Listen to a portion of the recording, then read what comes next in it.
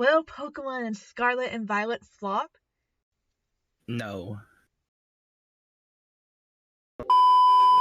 Hello everybody, I am your host Lime, and today I'm joined by my closest friends, my fellow co-hosts Mango and Pome. Yeah, these are totally our real names, right? Yeah, totally. Yes. Yeah. The silence, oh my gosh. Anyway, it's such a funny coincidence, and yeah, today we wanted to start our YouTube channel. It's something we've been wanting for a while now, and we randomly, spontaneously decided to do it today because we are very quirky like that. Not like other Now, girls. guys, do you want to introduce yourselves now? Hey y'all, it's Pome. I'm the passionate pomegranate of cherry on top. And hey, it's Mango, or Meng if you want to keep it simple. Alright. Anyways, let's get into today's video. It's definitely going to be a very one, especially because it's about a video game series that we've been such a long time fans of. Yeah. Anyways, Pame should give us a quick summary of what's Pokemon, and then she's gonna talk about Scarlet and Violet. We didn't write it down because we like procrastinating, so I'm gonna be doing this off the top of my head. Anyways, so Pokemon started in 1996. It is an RPG where you capture Pokemon and battle people and try to be the best. So our new release this year is Scarlet and Violet. It was announced on Pokemon Day, and everyone is so excited about it. We had our first trailer on Pokemon Day when we had the first announcement, and it was basically just a little teaser where it showed off a police guy, live action, discovering a random room with a bunch of clues. We haven't figured out everything. And then for the game portion, it showed off the locations. It showed off one prominent city that's maybe based on Madrid or Barcelona. There's a lot of elements of both. And then we saw the starters at the end, not in the in-game, but we saw them in a picture, and that was the end of the first trailer. So Mango, would you like to explain the second trailer for us? Okay, second trailer. Okay, so for the newest trailer that just came out this last week, they revealed 3 new Pokemon: Lechonk, Smoliv, and what's the other one? Pome. As well as the box art Legendaries for Scarlet and Violet. I don't know their name. I forgot their names. Miraidon and Koraidon. Though, yeah, okay. And we also got in-game footage of the starters as well. Oh, and for this generation, we also have 2 exclusive professors, Sada and Turo. Yes. So, let's get into it. Do you have our set questions, Lime, as our host? Okay. Yes. Our first question for today is a very easy one. Can you tell us what it is, Pome? Will Pokemon Scarlet and Violet flop? No. And that's all we need to say. And credit. And an end credit. Yes. We love the clickbait video teaser. Yes. Okay. We're self-aware. Anyways, so we should get started on our topics. I think the first one we have is starters. So, guys, which one are you choosing and why?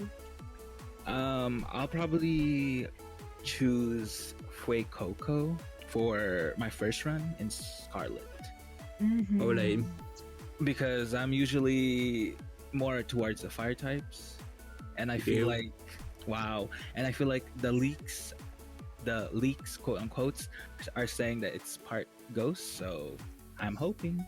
Oh my gosh, are we following spoilers? I didn't know that. There might be some. I don't think there'll be too many spoilers, hopefully. Well, personally speaking, I thought we are going to be a very Christian channel, so I didn't know that we were going to be following spoilers. Anyways, for me, since I usually get both games because, that's how I am, for my main game, I will be Sprigatito, because I love cats. And normally I don't care for grass type starters, but Sprigatito is just different. And for my other game, which will be my replay game, I will be Fuecoco, because I'm also a fire type starter stan. And and then one day I'll replay with Quaxly, because that's not my main, my main two. So. Exactly. Hold up, Pome. You just said that you don't care about grass starters, but you actually chose Grookey and Snivy recently. So, what does that say about you? But if you look at the grand total of what my stand list is for starters, you would know that most grass type starters do not top the list. It's only Snivy, Grookey, and Sprigatito. Yeah. Well, water types are more likely to top the list. That's why. Well, those grass starters are still a third of the Pokemon you chose. I'm just saying that you're pretty inconsistent with what kind of Pokemon you choose. I'm not inconsistent. I am a fire type starter through and through. I love most fire type starters, which is why I'm a stan. Even though my games can be different. She just wants variety. I'm a versatile person. Well, unlike you, I'm actually very loyal to water types. Yes, that's true. I'm going to be choosing Quaxly for these games. Because why? Well, Quaxly reminds me of myself. He's very proud of himself, he's very stylish, he's very cool, and I like to think that I'm like that as well in real life. Don't you guys agree? Wow. Anyways, so yeah, Quaxly is definitely going to be my starter. I love him so much already, and I cannot wait to experience the Quaxly experience in Pokemon Violet. Any other thoughts about the starters before we move on? Well, I'd like to point out that we are actually choosing different starters, like all of us. Yeah. I think that's cool. At least for our main games, we are choosing different ones. Yeah, nobody cares about side games. That doesn't. Okay, now it's time to talk about the Legendaries, which we just got to see this week or last week. I'm not sure. It's last week. It's definitely last week. We're so unprofessional. We don't know exact dates. So. Well, time is not real, so I don't care. Anyways. Wow. So the legendary names are Miraidon and Koraidon, and as someone who speaks a little bit of Japanese, they mean past ride dragon and future ride dragon. Oh wow. You're so smart, Pome. Yeah, I am. Yeah. Like, hours after the trailer, I was translating the Japanese text to see if there were any interesting details. There wasn't. It was really pretty standard, but it was very fun to look into the Japanese text and see how it was different from the English text, which we'll get into later. But anyways, back to the legendary. Well, we should talk about the designs. I think this time around, Pokemon really succeeded by making really awesome legendaries. Right, I agree. We had Zacian and Zamazenta for Sword and Shield, but they were kind of basic. I don't know, they didn't stand out that much to me. They were cute, just fine. But I would say that Koraidon and Miraidon have such really awesome designs. Mm-hmm. Yeah. I get what they were going for obviously this generation, the last generation, where it's the same Pokemon but different, So Zamazenta and Zacian were the same Pokemon, a wolf, but different. But it felt too similar. There wasn't a lot of differences other than their shields and everything. And also colors. Versus for this generation, it actually is similar but different. There's a similar lizard base that might have something to do with ride Pokemon, who knows. The wheels are very interesting, but it has different presentations. One of them is from the past, clearly, and one of them is more of a future kind of thing. And I feel like they learned from how they did last generation just to make it better. Yeah, I feel like they incorporated the designs more. Mm-hmm. It's not just he's just carrying a sword or he has a shield as a head. It's more complex. It's different from what we got before, and I feel like the types are more visible this time around. Like you know, like you have a hint of what they could be. Yeah, the speculated types. Yeah, and they look similar, but they still look different. So they just look good. I know there's some people who aren't a fan because it looks very Digimon-like, but as someone who is a fan of Digimon, I think it will agree with me as well. I agree, yes. They do not look like Digimon. Like, they are very much more complex, but I would never mistake that for, like, a Digimon or a Digimon-like design. Yeah, absolutely. They still have that Pokemon look to them. That first look, you would be like, oh, that's a Pokemon. Right. Yeah, I would agree. I think at first glance, when you see them, they seem over-designed, which is kind of unusual for Pokemon, because sometimes they have like more simple designs. But I think after looking at them more, Koraidon and Miraidon really do look like Pokemon. Right, it's just by going past first impressions, really. So which one do you guys like more? I like Miraidon more at the moment, but I also do like Koraidon too. I like both of them. I like Koraidon more. I just like how it's simpler, I guess. I just love the colors too. Actually, I'm so obsessed with Miraidon. I absolutely love the concept they were going for. I love how it's floating instead of flying. I love its eyes. Like, if you look closer at the eyes, you can see that they are actually pixels. Yeah. Instead of like normal, regular Pokemon eyes. Which I think is such a cool detail to add. That's such a nice touch and very fitting for the Pokemon design. Is there any more final thoughts about the Legendaries that we haven't covered just yet? We should talk about the elephant in the room, or as a Pokemon fan would say, the Koufant in the room. The Legendaries look like they could be transformed into something. I think I mentioned it earlier, but they definitely have very ride element aspects to them. Like, Koraidon looks like a traditional motorcycle with like the long handlebars, like with the antennae. And Miraidon looks a bit like a very like electrized motorbike kind of thing that kind of floats in the air, kind of more futuristic. Yeah. It's just the wheels. The wheels. Yeah, the chest being the wheels, which is a very nice touch. Yeah, and I think that's so cool. Like, I'm really excited to see how these Legendaries are going to be in the actual game. Because after experiencing the right Pokemon in Pokemon Legend Arceus, I have really high expectations for future right Pokemon. Like, can we like ride them and go like faster or actually fly? Like, Braviary was so annoying. Because it could only float. Like, I cannot go upwards. That's the point of flying a Pokemon.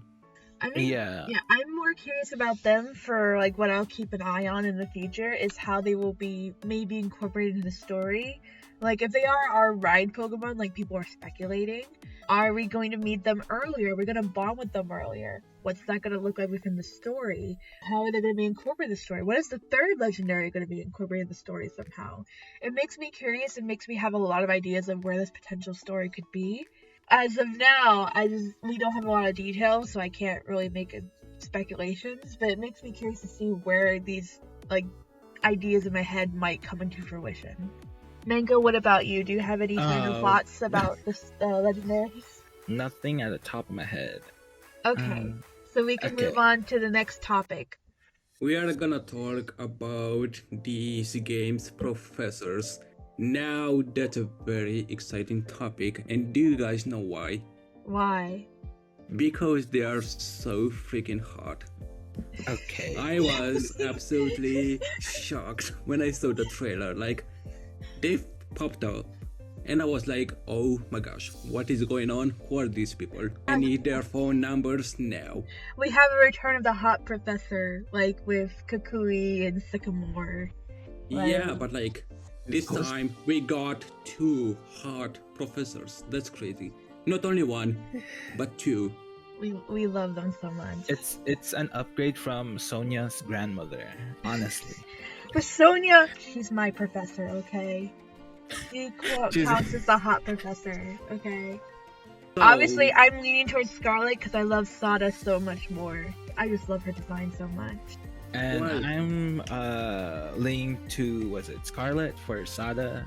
I'm just not that attached to the professors, so I can't relate to how these two feel. We have feelings. What about you, Lime? Well, I didn't think that I would say this publicly, but I am obsessed with Professor Thorough. He is so cool. I love his design. He kinda seems boring, but like, in my head, I feel like I can make him interesting. Like I can fix him. Let's move on to the next character, which is Pneumonia. The who girl? Nemona, oh my god. Yeah, actually we know her real name.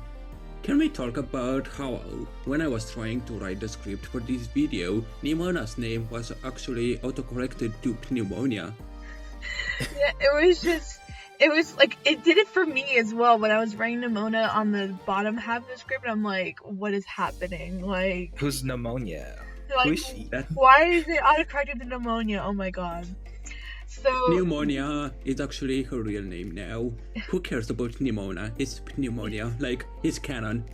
I made it official. It's Pneumonia. And everybody who says Nemona, you're actually a very fake Pokemon fan. Anyways, with Nemona, what's interesting about her is that her Japanese text is very different from her English text. Especially when you first meet her within like that cutscene in front of House of the Starters. In the English text for the trailer, it says, "Are you these threes' trainer?" While in the Japanese trailer, it's slightly different, where it's like, "Are you these children's trainer?" I think that's a great character moment for Nemona, like that reveals what her character will be in these games. We had a little bit within the Pokemon site where it said that she was like a very good Pokemon battler. She was fun and passionate and like very kind. So what seems to me is that I don't think she'll be a mean rival. I think she was saying like these children as like a little like endearing joke where it's like, oh, these like Pokemon are children to me because they're inexperienced and like are acting kind of fun. And I feel like that's a good character reveal, and I wish they incorporated that within the English translation, because these threes kind of just like doesn't reveal much about it. But like the children kind of thing with her little smile would definitely reveal more of her character early on. Well, Pome, that was great. We can see that you actually really like Nemona. I have nothing to say about her because I've known her for like 2 seconds, so... Oh. What about you, Mango? No, the way that I interpreted the children part was like maybe she sees them like as a younger sibling or something. Yeah, they're inexperienced, but they're like younger siblings to her. That's such a weird thing to leave off in a translation. Maybe that's just like a Japanese, how to explain it, but it's like it makes more sense in Japanese than it is in English. Yeah, that is a possibility. I just feel like I wish they had that kind of like element within her English translation. Or maybe she just sees her like Pokemon as babies or something. I think there's more so other people's Pokemon, especially the starters. Or maybe, just maybe, it's a random line. That means absolutely nothing. True, but I want to believe it reveals her character. Like, just like a little character moment. Yeah, it's very minimal, but it's very telling how she sees other people and like other people. Yeah, it's her little quirk. Alright, now we are gonna talk about the new Pokemon that were introduced in the trailer. Yes. Oh, they're Smoliv, Lechonk, and Pome. Mm-hmm. You guys sound so bored doing this. My god. Can I get more excitement from you guys? No. That's what I want. I was excited early with Nemona, and you were the one that was shading me for being excited about Nemona. Well, Nemona is a character that appeared for 2 seconds, and Pome is a star, okay? That's the difference. I don't know about that. I don't know about that at all. I like it, but the star, it was clearly Lechonk, and maybe Smoliv. It was Smoliv, actually. If we're talking about the whole of the internet, Lechonk is the star, so Pome got forgotten about real quick. I'm gonna say here and now that Lechonk is overrated. Oh wow. Generally, just a pig. There's nothing special about Lechonk except its stupid cutesy name. The internet is gonna come after you for that. The internet of our 5 viewers. Yeah, Mango made a great point there. Nobody's gonna care, and if they care, they can comment now. If you're watching this, and if you think you're gonna disagree with me, then comment. We would like any engagement with the video. Please, I'm begging you. Anyways, I'm just joking around. I also slightly agree with you that Lechonk is overrated. I much prefer Smoliv. Smoliv is my Pokemon darling right now. Like, it's just so adorable. I love the implications of what this Pokemon could be. Like... Yeah, same. Yeah, Smoliv is the breakout for this trailer. For us, let's see. It's just so... I just like the grass type that are like small. I feel like it'll evolve into something powerful. You heard it here, folks. Cherry on top. We stand Smoliv. Yes, we're anti-Lechonk. Yes, we are willing to go to war for Smoliv. We're ready to fight the Lechonk stands. Damn, no one has Pommy's back. Wow. Wow. There's a small subset of Pommy stands, okay? We acknowledge you. You exist. Alright, now we're gonna talk a little bit about the story. Well, there's no story right now, but... yeah, I was gonna say, we have nothing. I'm trying my best here with my topics, okay, Pome? I could talk about my expectations, though, but how about we let Lime talk first? What do you think? Yeah. Well, I think we can, assume that the story is about something related with the past and the future, and there are clearly 2 schools in the game, and that's all I can say for now. Okay, that's so riveting. It makes me curious, because I don't think anyone has pointed this out yet. Like, I don't think no one's noticed it. But if you look in the trailer where they show the schools, if you look on the grape side of it, it pans where you actually see the logo in front of the school is the grape one. So it makes me curious whether the 2 schools exist even within game and whether it's just one school. Because if that was the case, then we'd have both symbols there, but there was only the grape symbol on the door of the school. Well, so it makes me curious whether the other school exists, whether it exists within the building, or there's another smaller building where this other school is, or it's based in the other in another city. Because to me, it just seems like there's only. But to me, it just seems like there's only one school as of now. So it makes me curious about if there will be 2 schools, like a rival school kind of thing, considering the fact that. Especially with Nemona, where she's been revealed that she'll be the rival, go to the same school. Will there be another rival that's from the other school? Where will the other school even be? It makes me curious where they're going to go with this. Oh yeah, and her uniform is the same as Scarlet's, like Scarlet version. Yeah, and on the Pokemon website, it also shows her in the Violet thing. So it's gonna. It does. Yeah, she's gonna be from the same school that you are. Oh, I didn't research clearly. That's why you have me. That trailer only showed the one, so it's not. Yeah, they only showed the one, but if you go on screenshots and you go on the Pokemon website, it shows her in the Violet outfit. You're such a fake Pokemon fan, and I can't believe that you did no research for this video. I'm not the one scouring the website for screenshots. Like, I'm not over analyzing. Like, you were analyzing a school sign. What? No, it's in the trailer itself, though. I didn't even look at screenshots. It's in the actual trailer. You just need to spot it. I wasn't watching that much either. Okay. Wow. Anyways, going off of my expectations, whatever, besides the school thing, is how the Legendaries will tie into the theme of future and present. Will there actually be time travel like people are speculating? Or will it incorporate old forms, like Asulian forms, into the Scarlet version, and that be the version exclusives? Also, how the professor will play into it, or what do they think? Are both of them going to be in the game? For example, we have a main professor, let's say we're in Scarlet. The main professor is Sada, but what if Turo is there studying, but he's not the main professor? Especially because if you look at the building, with all the pans and everything, in the Violet section, there was the old tree house, in the Scarlet section, they had the Violet, like, dome everything.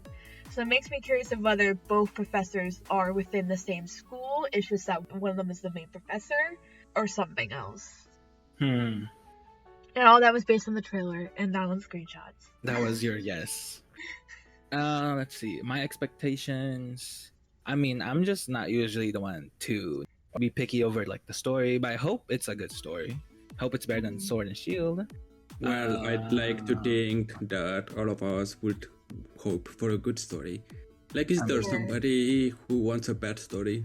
But our different subjective opinions of what is a good or bad story, so... Well, yeah. There might be some people who like Sword and Shield story, but they don't exist here. Yeah. I just wish this time we're more in the front of the story. Like forefront, like we're the one who's doing X and X and not everyone else. But I like But the adult in Sword and Shield actually like participated in like the problems, which they should because they're the adults and we're just like 10. Yeah, I think there needs to be a balance because I did like that unique change of like, oh yeah, the adults are handling things because we're children. Yeah. I like that angle. Yeah. It's just that it was played for too much until the very end. But Hobbs definitely should have been like, hey, we should go help them, whatever. Like, yeah, they said that we shouldn't help, but who cares? Let's go after them, you know, instead of like us really doing nothing. You know? I think it's probably because like Leon is like the champion and he's like connected to Hobbs, so he's more involved in the story. Yeah, that's fair. But we also had like great champions in other games and we still did most of the quests and like actually did all the hard work. But in Sword and Shield we're just like shoe-lined to the side and we did absolutely nothing throughout the game except the gym cup or whatever. Yeah. I think there definitely just needs to be a balance, you know, because I like the idea in theory. It just in practice it just resulted in us not being connected. It just wasn't executed to our liking. Any additional thoughts about the story or expectations? No, because we had zero story. Oh, expectation. I mean, I love that it's open world, so us three will probably play it day one, hopefully. Of course. And we could like all play it together and just explore the new region, which we don't have a name, by the way. Yeah, that was so like weird that they did not reveal the region name in the second trailer. Right. Because usually by now we do know the region name. Anyways, so that was for all of the topics we had. So, do you guys have any final thoughts on the games? Like, what kind of team do you want for these games? Which version are you choosing? For my playthrough, I'll be picking Scarlet. And for my starter, I'll have Coco. And actually, I have a note on that. I'm looking for my note. Give me a minute.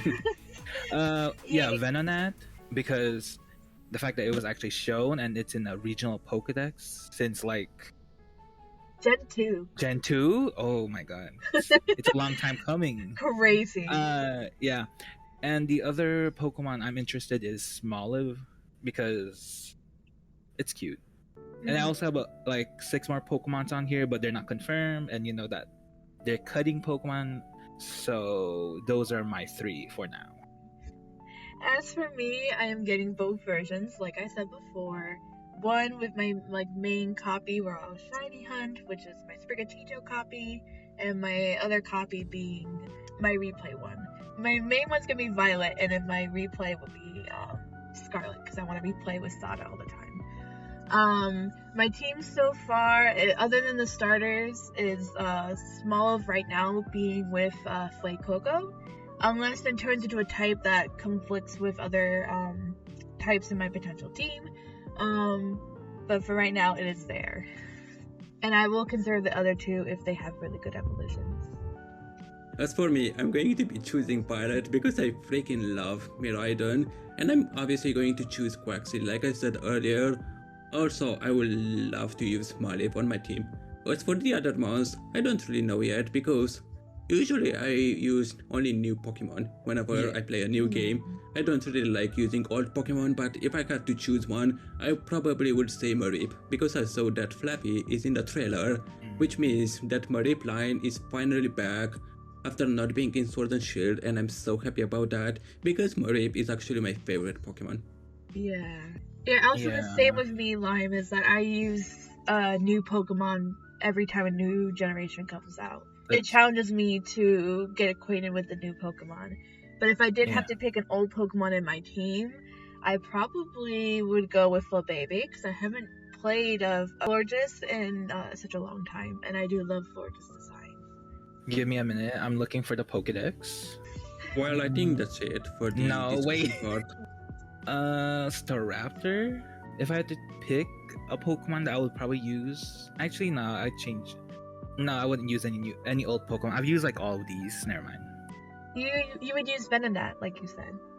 Oh yeah, that's an old one, but I haven't like used it ever. True. Like, have you used a Flabébé? Yeah, I have. Before? When I did my first playthrough of X and Y. Yeah, okay. That's it for our first video discussing Pokemon Scarlet and Violet. Let us know your thoughts in the comments below, as well as your future teams or any interesting theories you thought of yourself. This has been Cherry on Top. And as always, we hope you enjoy your Sunday.